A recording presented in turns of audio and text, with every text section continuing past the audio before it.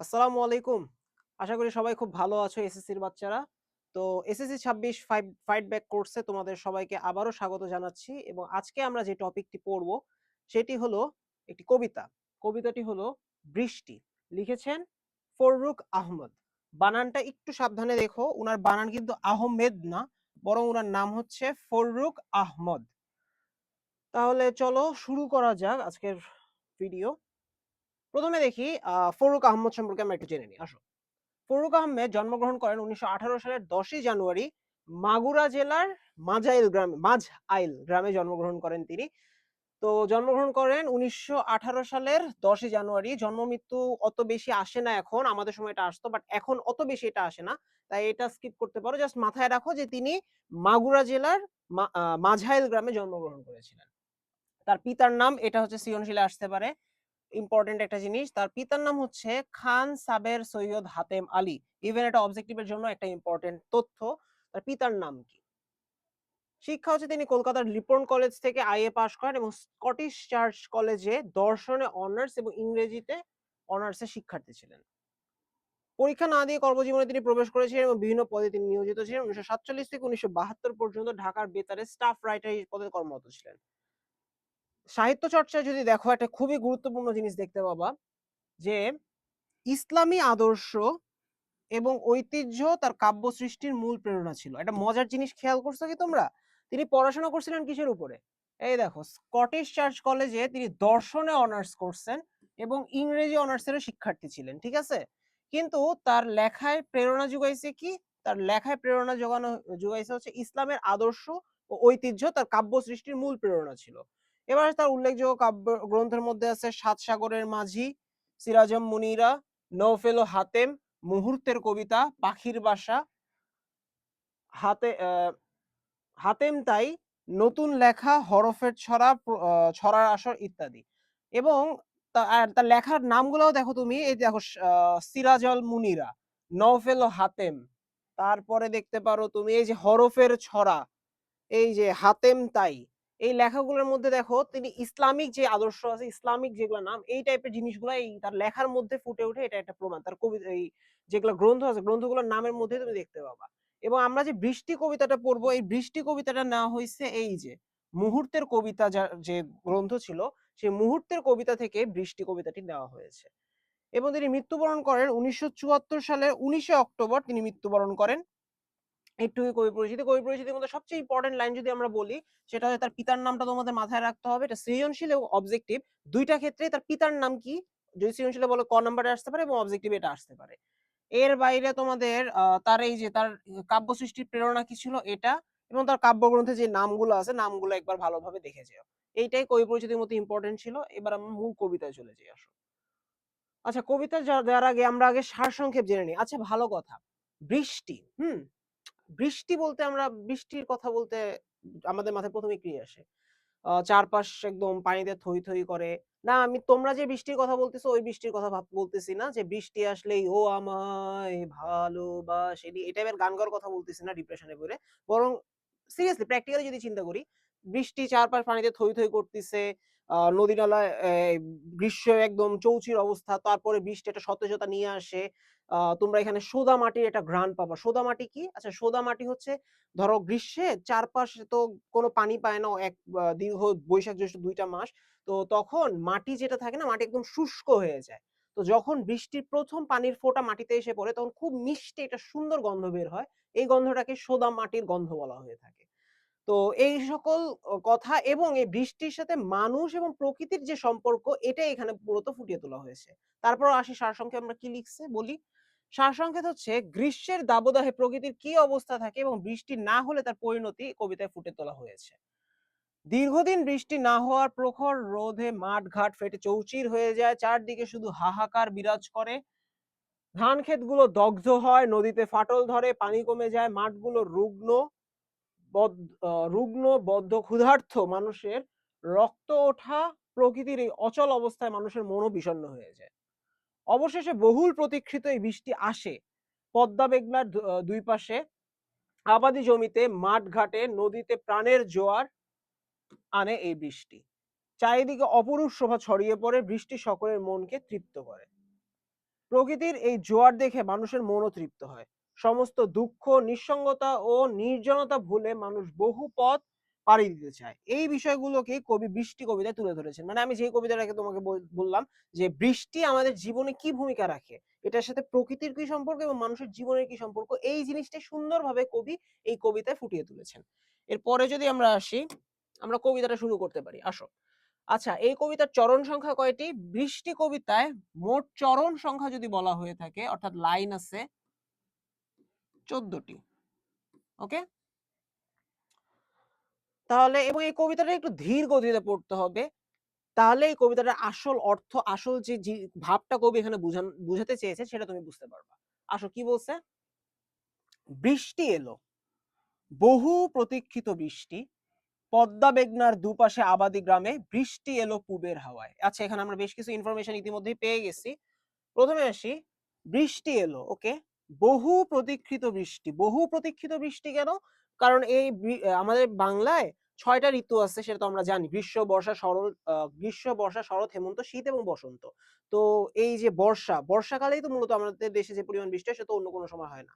তো বর্ষার আগে যে গ্রীষ্মের যে তাপ, সেই জিনিসটা পরে এইরকম একটা খারাপ পরিস্থিতির পরে বৃষ্টি একটা সজীবতার ছোঁয়া নিয়ে আসে। তাই এই বৃষ্টিটা যেন বহুল প্রতীক্ষিত। কোথায় বৃষ্টি হয়েছে? পদ্মা মেঘনার দুপাশে আবাদি গ্রামে। তাহলে এখানে তোমার একটা প্রশ্ন আসতে পারে যে বৃষ্টি কোথায় হয়েছে? বৃষ্টি হয়েছে পদ্মা মেঘনার দুপাশের আবাদি গ্রামে। আর একটা জিনিস দেখো, এখানে এখানে দুইটা নদীর নাম বলা হয়েছে, কিন্তু দুইটা নদীর নাম বলা হয়েছে, একটা হচ্ছে পদ্মা এবং আরেকটা হচ্ছে মেঘনা। বৃষ্টি এলো পূবের হাওয়ায়। আরেকটা ইম্পর্টেন্ট তথ্য, বৃষ্টি কিসের হাওয়ায় এসেছে? বৃষ্টি এলো পূবের হাওয়ায়।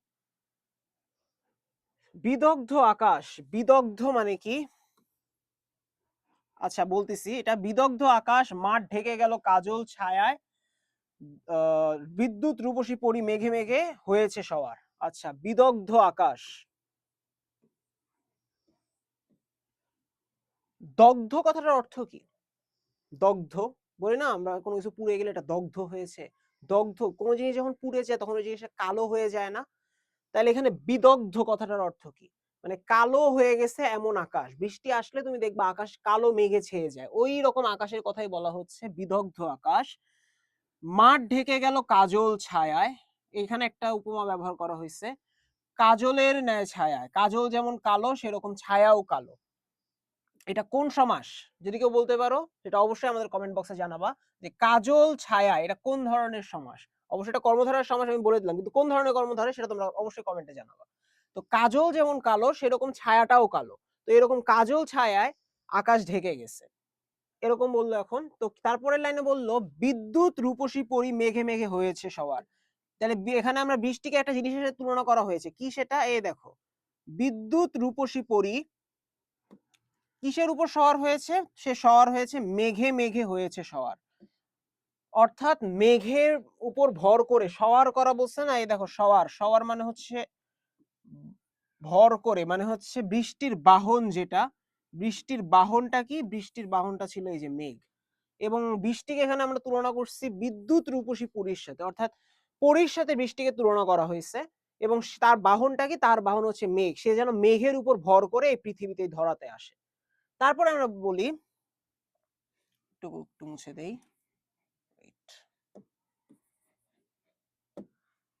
দিক দিগন্তের পথে অপরূপ আভা দেখে তার, বর্ষণ মুখর দিনে অরণ্যের কেয়াসি হোরায়, রৌদ্র দগ্ধ ধান ক্ষেত আজ তার স্পর্শ পেতে চায়। এই তিনটা লাইনের অর্থ এবার আমরা বলি, আসো। দিক দিগন্তের পথে মানে যত দূর চোখ যায়, দিক দিগন্ত যত দূর পর্যন্ত চোখ যায় সেই পর্যন্ত অপরূপ আভা দেখে তার, মানে অনেক দূরে, মানে দেখবা যে বৃষ্টি হওয়ার আগে কিন্তু অনেক দূরে তুমি কালো মেঘ দেখতে পাচ্ছ, অনেক দূর থেকে মেঘগুলো দেখা যায়।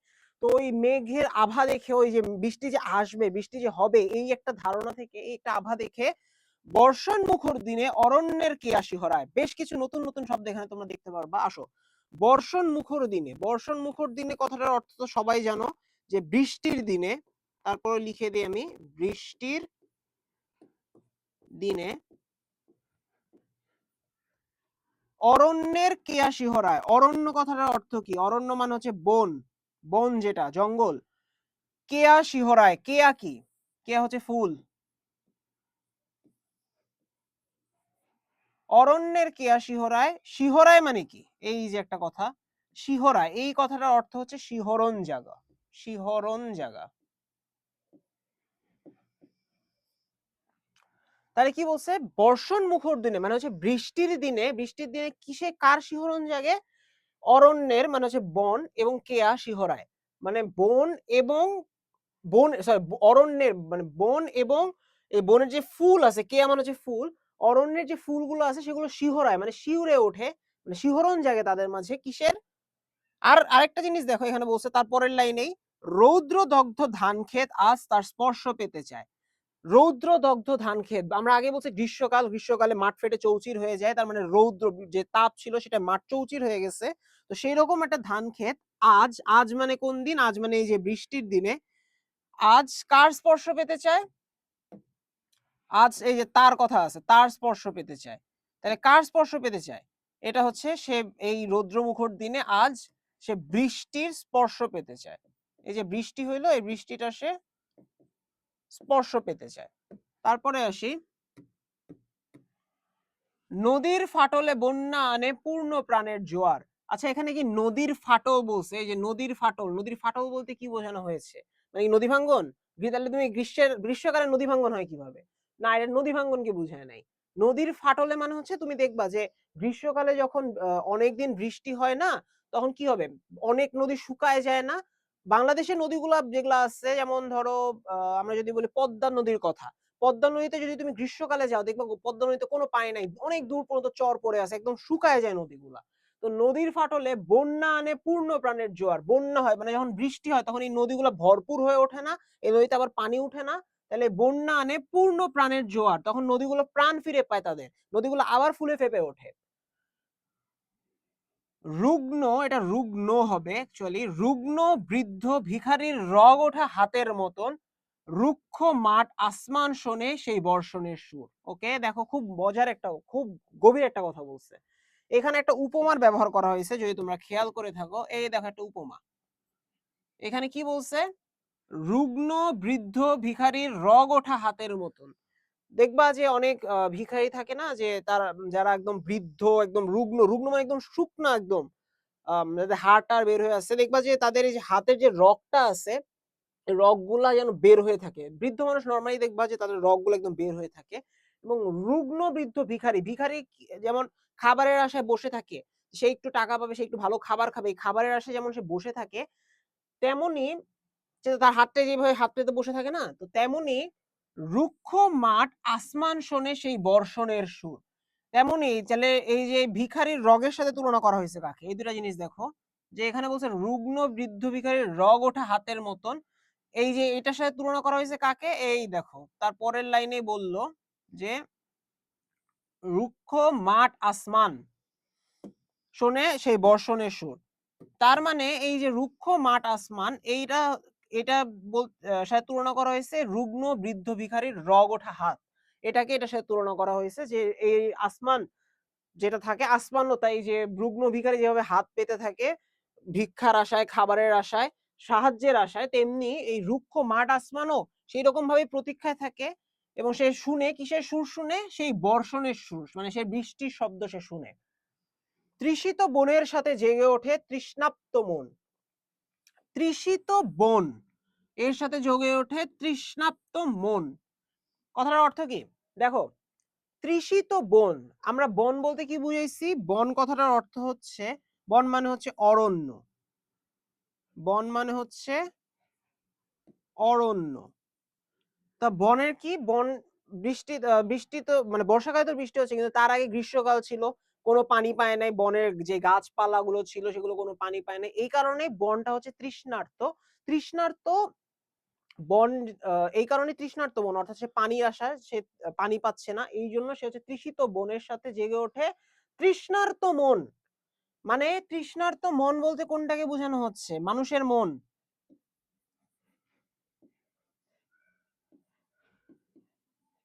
মানুষের মন, এটাকে বোঝানো হয়েছে তৃষ্ণার্ত মন বলতে।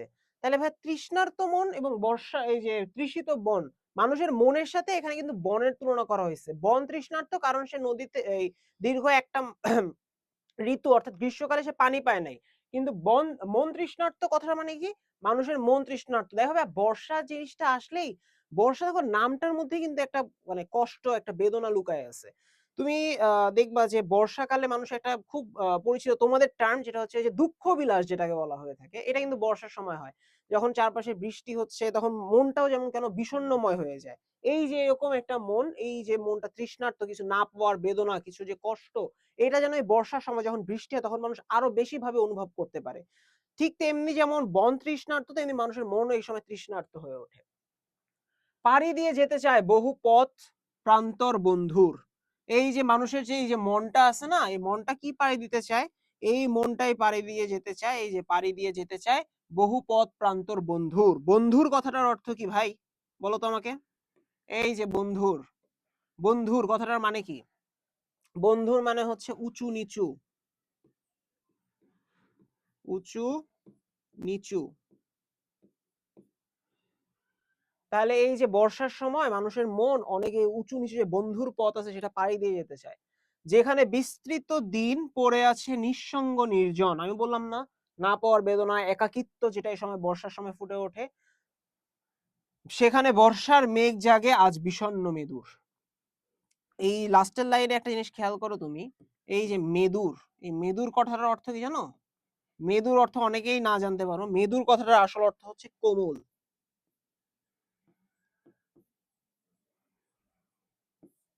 মেদুর কথার অর্থ হচ্ছে কোমল। তাহলে এই তিনটা লাইন দেখে কি বোঝাচ্ছে? এই যে মানুষের তৃষ্ণার্ত মন, এই তৃষ্ণার্ত মনের অবস্থাটা কি, সে কি করতে চায়, এই তিনটা লাইনের মাধ্যমে এটা বোঝানো হয়েছে। দেখো প্রথমে কি বলছে? পাড়ি দিয়ে যেতে চায় বহু পথ প্রান্তর বন্ধুর। মানুষের এই মন বহু দূর চলে যেতে চায়, অনেক উঁচু নিচু পথ পাড়ি দিয়ে সে বহু দূর পাড়ি দিতে চায়, যেখানে বিস্তৃত দিন পড়ে আছে নিঃসঙ্গ নির্জন। সে ওই যে এত দূরে যেতে চায় যেখানে মানুষের যে নিঃসঙ্গ মন, সরি, যেখানে বিস্তৃত দিন পড়ে আছে নিঃসঙ্গ নির্জন, যেখানে দিন যেটা সেটা মানুষের মন যে দিন সেটা সে একা পড়ে আছে, একা বসে আছে। এটা মূলত এই তিনটা লাইনের মাধ্যমে কবির পূর্বের কোন স্মৃতিকাতর দিনের কথা বোঝানো হয়েছে, যেখানে কবি ফিরে যেতে চাচ্ছেন, যেখানে বর্ষার মেঘ জেগে আজ বিষণ্ণ মেদুর। মেদুর কথার অর্থ যেখানে বর্ষার কোমল মেঘ, মেঘের কথার অর্থ তো কোমল বলছি না? হ্যাঁ। তাহলে বর্ষার যে কোমল মেঘ সেটা আজকে জেগে আছে।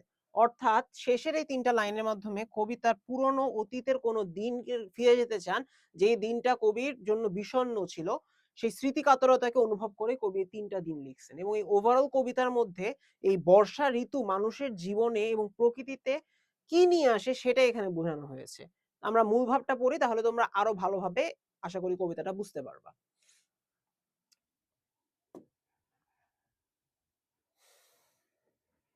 আচ্ছা,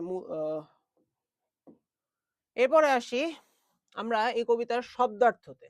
প্রথমে দেখো বিদ্যুৎ রূপসী পরী, এখানে কিন্তু বিদ্যুৎ চমকানোকে লোক ধারণা অনুযায়ী সুন্দরী পরীর সঙ্গে তুলনা করা হয়েছে, যা মেঘে মেঘে ঘুরে বেড়ায়। এই অর্থাৎ এখানে যে বৃষ্টি হচ্ছে, যে বর্ষা, এটাকে আমরা বিদ্যুৎ রূপসী পরী বা এটা পরীর সাথে তুলনা করছি। সওয়ার মানে আরোহী। সওয়ার শব্দটা আমরা কই পাইছিলাম? এই যে সওয়ার। সওয়ার কই পেলাম? এই যে বিদ্যুৎ রূপসী পরী মেঘে মেঘে হয়েছে সওয়ার। রুগ্ন বৃদ্ধ ভিখারির তৃষ্ণাতপ্ত মন, অর্থাৎ দীর্ঘ বর্ষণহীন দিনে মাঠঘাট শুকিয়ে যে রুক্ষ মূর্তি ধারণ করে, কবি তাকে রুগ্ন বৃদ্ধ ভিখারির রক্ত ওঠা হাতের সঙ্গে, এটা রগ ওঠা হাতের সাথে হবে, সরি, এটা রগ ওঠা হাতের সাথে তুলনা করেছেন। বর্ষণের শুরুতে তৃষ্ণাকাতর মাঠঘাট ও বন প্রাণের জোয়ার এই সময় দেখা যায়। তারপর দেখো তৃষ্ণা তত্ত্ব মানে হচ্ছে পিপাসায় কাতর, তৃষ্ণা তত্ত্ব। আচ্ছা, এখানে কিন্তু একটা গুরুত্বপূর্ণ লাইন, আমি তোমার দেখি মনে আছে কিনা।